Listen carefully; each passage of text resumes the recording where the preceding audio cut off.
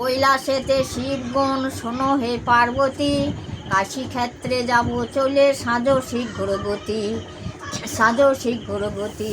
কৈলাসেতে শিবগণ শোনো হে পার্বতী, কাশী ক্ষেত্রে যাব চলে সাজো শীঘ্রগতি, সাজো শীঘ্রগতি। সেখানে বসেন রাধা কৃষ্ণ, বসেন সিংহাসনে, শিব দুর্গায় অবতীর্ণ হইল সেইখানে। শিব দুর্গা দেখে গা তোলেন চক্রপাণি, শিবক শিবক বস গণেশ জননী, হাতে ধরে হর লয়ে বসাইলেন হরি, ডান্ডিয়ে ডান্ডিয়ে থাকেন বিমলা বিশ্বেশ্বরী। হরিহর একস্তর বসিলেন কুঠিরে, দুর্গা দণ্ডবাদ করেন তাহার পদতলে।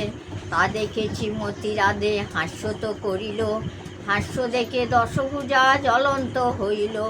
দশভুজা কয় হেন শোনো দেব দুলোচন, রাধিকা হাসিল কেন কহব বরণ।